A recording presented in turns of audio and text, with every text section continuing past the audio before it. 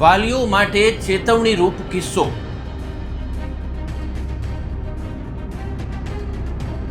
રાજકોટમાં બાળકોને સ્કૂલ વાનમાં મોકલવું સેફ લાગતું નથી।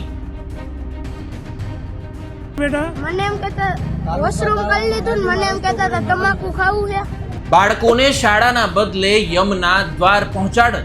ખુદ ગભરાઈ ગયેલા છીએ। ટીઆરપી જેવી ઘટના 5 મિનિટ લેટ થઈ હોત તો બની જાય। નમસ્કાર, હવે રાજકોટમાં આપનું સ્વાગત છે અને હું છું આપની સાથે ભાવેશ। માતા પિતા પોતાના સંતાનને સારા અભ્યાસ માટે ઘરથી દૂર સારી સ્કૂલોમાં મોકલતા હોય છે। આ માટે તેઓ પોતાના બાળકને સ્કૂલ વાન કે બસમાં મોકલતા હોય છે। પણ હવે બાળકોને સ્કૂલ વાનમાં મોકલવું સેફ લાગતું નથી, કેમ કે રાજકોટ શહેરથી થોડે દૂર આવેલા રીબડા ગામમાં એસજીવીપીની સ્કૂલનો બસ ડ્રાઈવર નશાની હાલતમાં જોવા મળ્યો। સ્કૂલ ડ્રાઈવર આજે વહેલી સવારે વિદ્યાર્થીઓને લઈને રીબડા ખાતે જવા માટે નીકળ્યો હતો, ત્યારે આ શખ્સે એટલી હદે નશો કર્યો હતો કે તે બસ પણ હંકારી નહોતો શકતો। આ ડ્રાઈવરની હાલત જોઈને વિદ્યાર્થીઓએ પોતાના વાલીને આ સમગ્ર બાબતની જાણ કરી હતી। ત્યારે વાલીઓએ કોઠારિયા વિસ્તારમાં આ સ્કૂલ બસને ઊભી રાખી અને સમગ્ર બાબતની તપાસ કરતા આ ડ્રાઈવર નશાની હાલતમાં જણાયો હતો। ત્યારે વાલીઓએ તો ત્યાં સુધી આક્ષેપ કર્યો હતો કે આ શખ્સે નાના વિદ્યાર્થીઓને પણ નશો કરવાની ઓફર કરી હતી, જેને લઈને સમગ્ર મામલો સ્કૂલ સંચાલક સુધી પહોંચ્યો હતો અને કાર્યવાહી કરવા જણાવ્યું હતું। ત્યારે આ શખ્સ છેલ્લા 3 વર્ષથી ડ્રાઈવર તરીકે નોકરી કરતો હતો।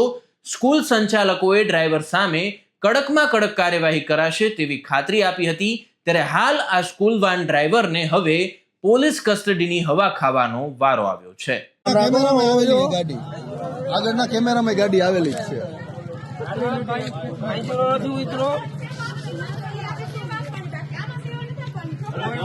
આમરીઓ તો હરકો એને હલાવો હેઠો ઉતાર। ડ્રાઈવર સાહેબ તમે 7 નંબરના ડ્રાઈવર। ઓકે હાલો ભાઈ, ભલામણ કોણ કરવા આવ્યા એને બોલાવી લે, લઈ લે વિડીયોમાં છોકરાનું બયાન લે। શું કરતા હતા બેટા એ ડ્રાઈવર? મને મારા ભાઈબંધને કહેતા જાય છે કે તાર તમાકુ ખાવું છે।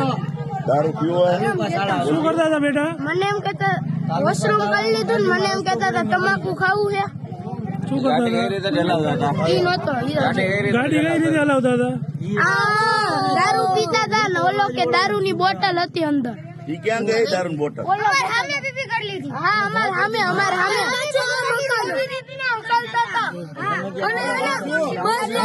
સાહેબ, હવે ભલામણ કરો તમારી। આ ભાઈ બસના કોન્ટ્રાક્ટર અને શું કરવા માંગે છો તમે? પુરાવા છુપાવવા માંગે, રજા આપવા માંગીએ છીએ, બીજું કઈ કરવાનું પુરાવા છુપાવવા માંગે બસના ડ્રાઈવરને। ડ્રાઈવર 3 વર્ષથી અમારી પાસે કાર્યરત હતો, ત્યારે એને આવી એવું વસ્તુ કાંઈ નથી બનેલી। મારું નામ સુમિત ભીમજીભાઈ વેડેરિયા છે। મારો છોકરો આમાં 3 વર્ષથી અભ્યાસ કરે છે।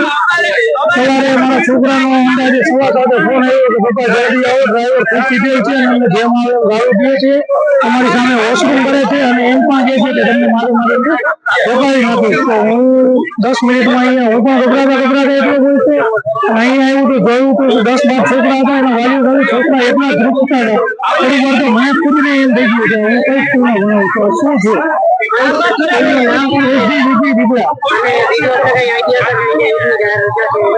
નહીં, એટલી જાહેર રજા માટે કોઈ મેસેજ નથી આવેલો। આ સ્કૂલનો જયારે પણ રજા હોય છે તેના આગલા દિવસે મેસેજ આવે છે, પણ કાલે કોઈ મેસેજ નહોતો આવેલો, તો મતલબ ચાલુ જ હતી સ્કૂલ। બીજી બસ તેડવા આવી હતી અને અહીંયાથી ડ્રાઈવરને કાઢવાની પણ ઘણી કોશિશ છે, પણ અમે વાલીઓ હતા, અમે કીધું કે નહીં, અમારા છોકરાઓ છે આટલા ગભરાઈ ગયેલા છે, અમે ખુદ ગભરાઈ ગયેલા છીએ। ટીઆરપી જેવી ઘટના 5 મિનિટ લેટ થઈ હોત તો બની જાય। તો છોકરા એટલા જાગૃત કિસ્સો નાખી, કિસ્સો સાંભળતા આગળથી વાલીના છોકરાને મતલબ મૂકવા આવેલા હતા, એને કઈ થયું કે કઈક ગડબડ છે એટલે એને ઊભું રાખી, તો એને ખુદના ડ્રાઈવરને જોઈને પછી કીધું કે અહીંયા ઊભું રાખી દે। તો આ ગાડી વધીને 10 મિનિટ ચાલી હોત તો છોકરાનો પિતા તેનો ખ્યાલ ના આવ્યો અને વાલીને ફોન કરતા અમે સીધા અહીંયા જે તે સ્થળ ઉપર આવી ગયા છીએ। અને જે તે સ્થળ ઉપર આવી અને જ્યારે અમે જોયું તો ડ્રાઈવર અમારો ડ્રિંક કરેલો હતો, તો એના ઉપર અમે ફોજદારી કમ્પ્લેન કરેલી છે। સીપીઆર વાન એને લઈ ગઈ છે અને શાળાના પ્રતિનિધિઓ પણ ત્યાં પહોંચી ગયા છે। જે કંઈ પણ વિધિ થશે તો અમે અમારા પેરેન્ટ્સને સાથે રાખી અને એક્શન લેશું અને ડ્રાઈવરને અમે સસ્પેન્ડ કરીએ છીએ અને જે લીગલી પ્રક્રિયા છે એમાં અમે પેરેન્ટ્સની સાથે સર જાહેર રજા હતી, સ્કૂલ ચાલુ રાખી હતી, અભ્યાસક્રમ થોડો બગડતો હતો અને વરસાદના હિસાબે પણ અમે 7-8 દિવસથી સ્કૂલ લેટ હતી, એને અનુસંધાને અમે સ્કૂલ ચાલુ રાખી.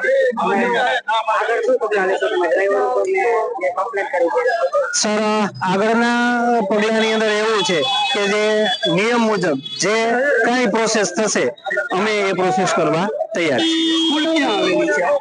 સ્કૂલ આવેલી છે આપણે રીબડા, રાજકોટ. તો ન્યૂઝ રિલેટેડ આવા જ વિડીયોઝ જોવા માટે આપ અવર રાજકોટની યુટ્યુબ ચેનલને સબસ્ક્રાઇબ કરવાનું ભૂલશો નહીં. નમસ્કાર.